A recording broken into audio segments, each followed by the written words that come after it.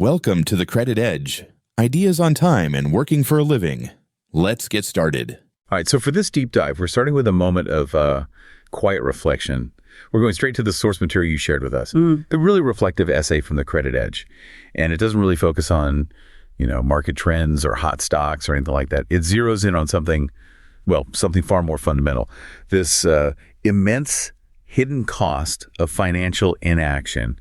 It's really asking us to look past that immediate comfort of caution and to see the price tag that just sitting still carries. I want to set the tone right away by reading the opening passage because I think it strikes right at the core of the dilemma for anyone who trades their time for money. The essay begins with this: doing nothing feels safe, but time never does nothing. And that right there immediately confronts the foundational belief system for most working people. If you, the listener, if you're paid an hourly wage or a salary that comes from your labor, safety is almost always. It's equated with stillness. Yeah. Safety means the bank balance didn't go down. Safety means we avoided making a mistake. We secured the income and we preserved the capital. That's the win. Just holding steady. Holding steady. And our mission today is to take that quiet statement, time never does nothing, and just really unpack the invisible price that the essay talks about. We're going to use the lens of time, systems, and awareness, which, that's what the Credit Edge framework gives us. It helps us understand the profound and often subconscious choice we're making when we prioritize inaction over uncertain participation. We really need to dissect what we're actually trading when we choose that feeling of safety. Okay, let's unpack this. Because that first line, it really challenges our basic, almost physical understanding of finance. If I'm sitting still and my money's sitting still, how can time, this indifferent, abstract thing, how can it be actively charging me? What does the essay even mean when it says time is always working, even when our capital is not? Well, I think the essay frames time as essentially the force of entropy, but applied to economics, it's relentless, it's indifferent, and it is always, always in motion. We often view time as this sort of passive container for our actions, but the essay argues that's a really dangerous misperception. Within the Credit Edge framework, the starting point, the absolute foundation, is that time is the only real currency. Right. Money is nothing more than stored labor. It's just a receipt for the hours that you've already sold to the market. So wealth, by extension, it just means owning your hours, owning your future time. I see. So when we're still, time is actively eroding the value of that stored labor we already have. Yeah. So it's moving away from us. It's taking opportunities and buying power with it through forces like, the obvious one, inflation, the cost of stillness. It isn't measured in the visible loss of dollars. It's measured in the invisible loss of future hours. The future hours we now have to work just to make up the difference. And that loss, it's always working in the background, whether we notice it or not. That brings us right to the first section of this thing, which really establishes the psychological foundation of this hidden cost. It's that feeling of false security. The essay describes a sentiment that is, it's so incredibly familiar to the person who's just grinding away, the person trying to just stay even. It says, you check your account after another long week, the balance hasn't moved much, and that feels fine. Nothing was lost. And that specific feeling is the first layer of the deception. The immediate comfort we feel is based purely on the visible accounting. The number on the screen. The balance is stable. So we're focusing only on what we didn't lose in dollars, and we're completely ignoring the non-monetary losses that are happening at the exact same time. This, as the source points out, is why awakening is the foundation. It's the first principle. The first price we see, zero monetary loss, it hides a much deeper, much more significant invisible cost. To reclaim any kind of autonomy, we first have to be willing to look closer. We have to see the true cost. And that desire for stability, it's so deeply ingrained because it ties directly into what we think of as responsibility. The source puts it like this: for many of us, not investing feels responsible. We avoided risk. We stayed careful. We didn't make a mistake. I wonder, is this feeling of intense caution, is that the highest virtue for people who trade hours for wages? Because a monetary mistake. Yeah. It's not just a number on a spreadsheet, is it? It's a direct tax on our life. Precisely. That's the critical analytical lens we need to use here. These hidden costs are tied directly to our labor, to our time. So why is caution the highest virtue? It's because for the working person, every single monetary mistake costs hours. It's that simple.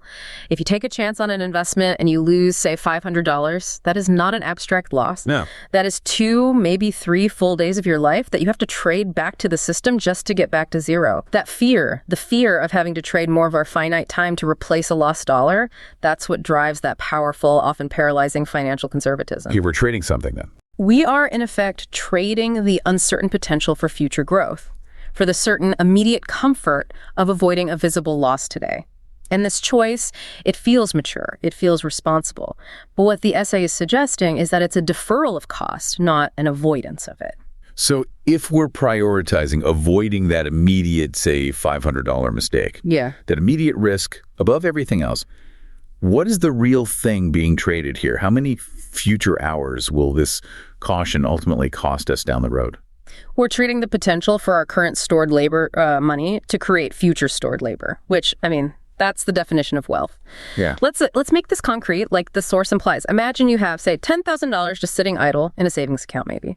Over the course of 5 years, even with modest inflation, let's just call it 3% on average, that $10,000 now only has the purchasing power of about $8,600. Okay. That difference, the $1,400 in lost purchasing power, that is a tangible cost of inaction. It's a real cost, and it's measured in future hours.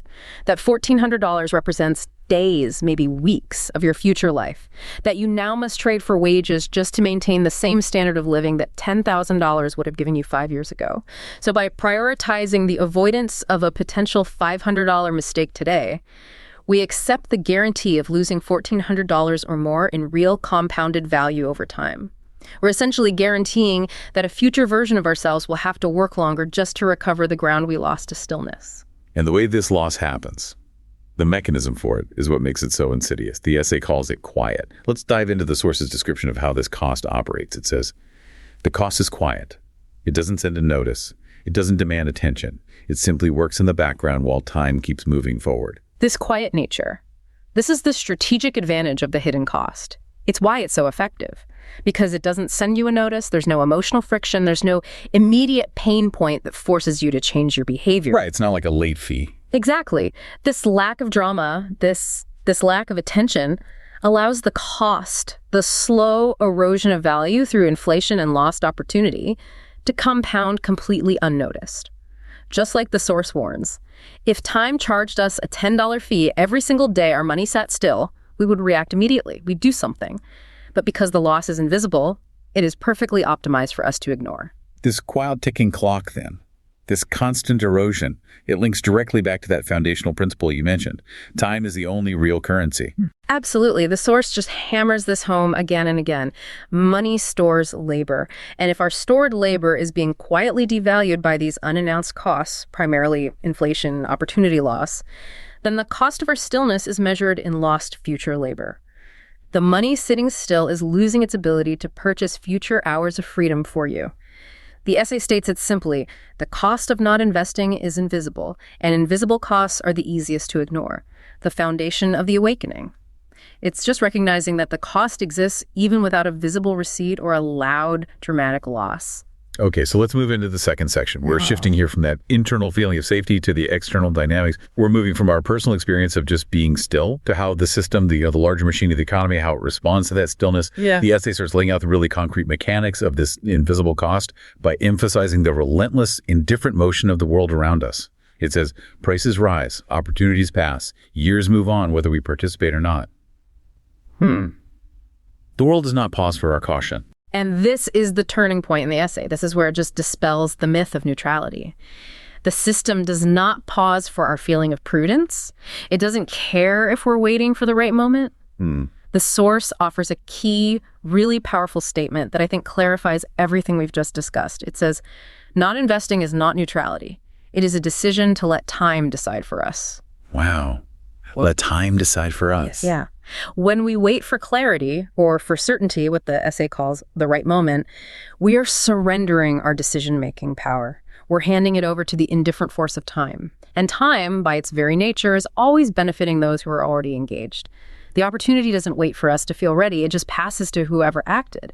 The system is built on movement. It's built on rewarding engagement, not on accommodating our need to wait. That idea of waiting it's so seductive though, isn't it? Because it feels like we're exercising discipline, like we're restraining ourselves. But what I'm hearing the essay say is that this restraint is actually a surrender of agency. And that surrender is something the system actively relies upon. It is the absolute surrender of agency in exchange for temporary emotional comfort. Yeah. Yes. And the essay explicitly addresses how the financial system rewards that surrender. This moves us squarely into the next principle, which is that systems profit from compliance. The source states it directly. The system is comfortable with this. It doesn't need people to fail dramatically. It just needs them to comply by being still. Stillness is predictable, and predictability. That's where the profit is. Okay, let's dedicate some serious time to this. Let's break down the 3 examples the essay gives about why the system is so comfortable with our compliance. Because these are the nuggets that really illustrate how power works in this environment. The first detail is this. Still money is easy to predict. This is fundamental to systemic stability. Predictability is the bedrock of modern financial systems. When you have a massive pool of capital, and think, billions in collective retirement accounts, checking accounts, emergency funds, when that money is just sitting still, it provides a stable, predictable base for all kinds of institutional modeling. If every cautious worker keeps their $50,000 exactly where it is, that's easy data. It's easy for banks to manage liquidity, for hedge funds to model risk exposure, and for large institutions to make multi-year projections. That's a known quantity. It's a known quantity. Idle capital, or still money, as the essay calls it. It rarely triggers margin calls. It rarely initiates large, unexpected transfers. It rarely tries to enter volatile markets. This stillness is an essential input into their complex financial models. The stability that's provided by millions of cautious, predictable individuals, it benefits the system operators, the engaged institutions. It allows them to calculate risk and leverage capital with much greater certainty. And their certainty, as the essay implies, is purchased directly by our inaction. So the predictability of my still capital is a direct asset for those who are actively moving their money. It's the fixed base that allows the engaged capital to be leveraged more safely. That's a perfect way to put it. The system doesn't have to account for unpredictable movement or disruption from that huge block of capital. It's essentially free stability for them. Now, look at the second detail from the essay, which is even more telling, I think, when it comes to transparency and accountability. It says, idle capital asks no questions. That's a powerful phrase. What kind of questions is engaged capital asking that idle capital isn't? Well, engaged capital, money that's actively invested, even in small amounts, it's always asking questions. It demands transparency by its very nature. If you hold stock in a company, you are asking for performance metrics. You're scrutinizing the company's governance. You're interested in quarterly reports. When you invest in a diversified fund, you are, by extension, asking questions about the underlying mechanisms of the entire economy. Right. You have skin in the game. You have skin in the game. Idle capital, sitting still, removes the need for that transparency. If your capital is static, you're not forcing disclosure. You're not demanding better governance. You're not funding innovative, disruptive competition. The system can operate with much greater opacity because the majority of capital owners are silently consenting to the status quo by choosing not to participate or inquire. Silence in this context is compliance. And compliance maintains the system's inherent structure just the way it is. And the third point, this one relates directly to the person trading hours for wages. It says, a cautious worker rarely disrupts direction. This connects our financial stillness directly to labor stability. Yes, this is the intersection of finance and, really, control. A cautious worker who is focused primarily on preserving their existing funds and avoiding the risk of market participation. They are very unlikely to disrupt the economic direction by, say, quitting to start a business. Or demanding drastically higher wages that might reduce corporate profits. Or leaving their industry entirely. Exactly. And why? Because disruption involves risk. And risk means potentially threatening that comfortable, predictable bank balance we talked about earlier. The essay shows that our financial inaction directly feeds the stability that the existing corporate and power structure relies on. If your financial autonomy is low, your compliance, your need to stay employed, to stay predictable, is high. The system trades our future freedom, the potential for wealth to give us choices, for our need for comfort today. It keeps the workforce productive and compliant, which is, of course, profitable for those who own the systems. This analysis, it raises a crucial question, and it's one the essay implicitly asks us to consider. Who actually benefits the most from the majority of people acting this way? Prioritizing comfort over uncertain participation. Who sits on the other side of the trade when all that capital goes idle? The beneficiaries are, well, overwhelmingly those who are actively engaged and, critically, those who manage the systems themselves. The large institutions, the engaged investors, the owners of productive assets, their predictability improves, their risk assessment is cleaner, and the slow, quiet erosion of purchasing power for the majority means there's an increasing pool of necessary assets that must eventually be sold back to the system to maintain a lifestyle. Can you break that down a little? Sure. Think about retirement. If your still money has lost, say, 30% of its real purchasing power over 20 years, you now need to sell more of your future labor. That means you work longer. Or you consume less, which means you eventually turn to services or products offered by the existing system to fill the gap. Stillness for one group fuels the motion and the leverage for another. The system isn't designed maliciously, not necessarily, but it is designed efficiently. And it's efficient at taking advantage of compliance. Wow. Okay, that moves us into section 3, which is the emotional and really the existential consequence of all this hidden cost. It's framed in the essay as a growing sense of distance, and it links directly to the principle of awareness as reclamation. The essay shifts from numbers to emotions here, and it observes, the loss is rarely dramatic. It shows up as distance between who we are and who we thought we might become. And that distance, that's the accumulated price of inaction finally showing up. It's the realization that the cost wasn't a headline-grabbing event like a market crash. It's a slow, creeping separation from the future you had envisioned for yourself. It's the realization that the self with more financial autonomy, the one who's less beholden to the hourly tribute, is perpetually drifting further away. And this distance, it manifests in really quiet ways. The inability to take a risk on a new career, the necessity of delaying retirement by another 5 years, the feeling of pressure, of dread when an unexpected bill arrives. These pressures exist because the necessary steps toward engagement and participation, even small, consistent ones, were avoided in favor of that quiet caution years and years ago.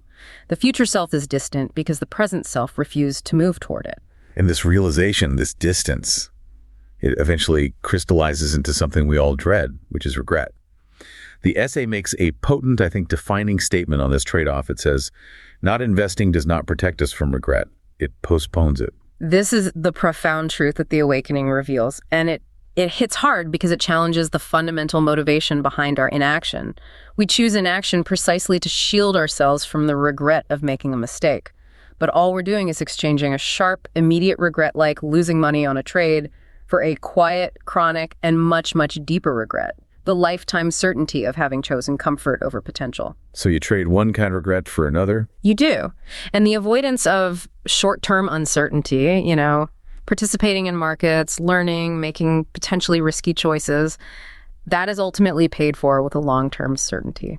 The certainty of regret for having chosen stillness while time just kept moving on. The quiet nature of the initial cost is what allows us to push that consequence decades into the future. It's the most expensive form of comfort we can possibly purchase. It's interesting how the essay positions the two selves, right? The present self, who values the immediate calm of avoidance, and the future self, who values the freedom that participation could have earned. We're making this trade-off every single day, and we're prioritizing the immediate comfort of the present over the long-term well-being of the future. And this is exactly why the principle awareness as reclamation is so vital. True freedom starts by seeing this specific pattern. You cannot reclaim your future hours until you understand that the choice you're making today, the choice to stand still, is actively guaranteeing a future cost. And that future cost is far greater than the visible risk you're so carefully trying to avoid. And that leads us to a central paradox that the essay presents. It's a paradox about how time assesses the choice we make. It says, avoidance feels calm, participation feels uncertain, time charges both the same. That is such a critical realization. It means the cost of time is utterly constant. It's indifferent. Whether you spend your time waiting for clarity and certainty or you spend your time working on engagement and participation, the clock is running. Yeah. And the price, the lost opportunity, the value erosion, that price is constant. Time just doesn't care about your feelings. The analytical lens here focuses squarely on the hidden costs versus the visible risk. The cost of standing still is the quiet compounding of loss. That's the invisible cost. The cost of engagement is the anxiety and uncertainty of learning and risking. That's the visible risk. But the essay argues that the only real difference between calm avoidance and uncertain participation is the feeling we choose to have in the moment, not the ultimate outcome. That's determined by time's momentum. Not the cost. Not the ultimate cost. If the underlying math of opportunity and erosion remains constant, then the calm we purchase through avoidance is just a temporary premium paid to the system. It's a guaranteed loss in exchange for temporary emotional comfort. And that comfort is temporary because the realization of the distance, the regret, it always comes due eventually. The essay's power, I think, lies in exposing this as a structural trade-off, not a moral one. It's just math. So if stillness is not safe, but actually costly, we need to shift our focus to the counter mechanism. Now we can move to section 4, which is about synthesizing these insights and connecting them back to the full credit edge framework, focusing on the path toward autonomy. Let's try to pull all these threads together by reiterating that final summary statement from the essay.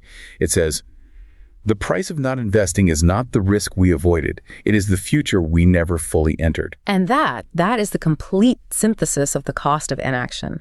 It directly links the avoidance of risk to the loss of future hours. This ties us right back to time is the only real currency. The fundamental loss is measured in the potential wealth we never acquired, which translates directly to lost future hours that we must now trade for wages. We traded a hypothetical risk today for a guaranteed shortage of time tomorrow. And this painful realization that stillness has a profound, undeniable price, that is the core of awakening, is the foundation. Seeing the true cost is the necessary first step to reclaiming those future hours. The essay provides the clarity. The price is the future you never got to enter. So if the price of inaction is the certainty of a future we never fully enter, then what kind of movement does the essay imply is the path forward?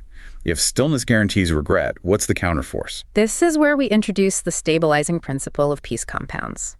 The antidote to the quiet, compounding cost of inaction is the quiet discipline of participation.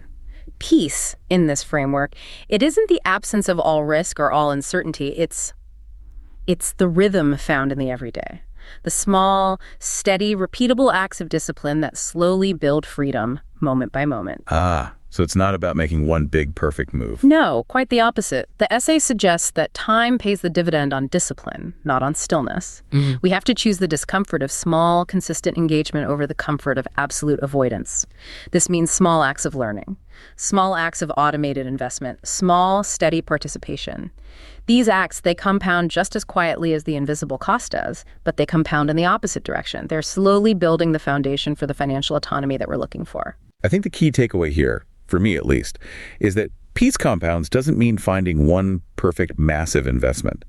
It means realizing that the power of consistency is the only thing that can counteract the power of that invisible, consistent erosion. Exactly. It's the complete opposite of the drama we associate with financial decision-making. We don't need a single, dramatic, risky move. We need a steady, calm commitment to continuous, careful movement. The essay's analysis forces us to understand that discipline isn't avoiding movement, it is controlling and directing movement. Instead of allowing time to decide for us, we engage, even if uncertainly, to reclaim that decision-making power. And the essay closes with a single, powerful word that serves as the entire prescription. It just says, awareness is the beginning. The point of this entire deep dive isn't to prescribe a specific stock or strategy, but to provide clarity, to provide autonomy. Once we can see the pattern that stillness is costly, that our comfort today is being traded for future regret, and that the system profits from our compliance, then we can stop prioritizing the avoidance of visible risk and start prioritizing the compounding of our future freedom. It's a very grounded, very measured conclusion. It doesn't demand perfection from you. It doesn't demand sudden, aggressive risk-taking. It simply says, start by seeing. Recognize that the system profits from your compliance and that your hours are slowly being eroded by hidden costs. That quiet, maybe uncomfortable awareness that is a tool for reclamation. This has been a deep dive into an insight that really fundamentally challenges our received wisdom about what financial safety is. This essay, The Price of Not Investing, it serves as a quiet alarm bell. It's telling us that the most dangerous financial choices are often the ones that feel the safest, precisely because their cost is invisible, quiet, and deferred. Yeah, we've thoroughly dissected how the avoidance of that short-term uncertainty really just guarantees a long-term regret, and how the stability of the larger economic systems is purchased by the predictability of cautious, still capital. We looked at that foundational truth. Time is the only real currency. And therefore, the cost of not investing is the loss of potential future hours, a loss that makes us work longer. So we'll leave you, the listener, with one final provocative thought. It's based on the essay's observation that a cautious worker rarely disrupts direction. If systems thrive on your compliance and your stillness, what small, careful act of participation can you make today, this week, that breaks that predictability and begins the slow, steady process of claiming back your future hours? Think about that. What small movement shifts the decision-making power from the indifferent force of time back into your own hands? Thank you for sharing your sources and for joining us on this deep dive into the quiet cost of inaction. We hope this awareness provides the foundation for your own reclamation. Thanks for listening to The Credit Edge. Remember, your time matters. See you next episode.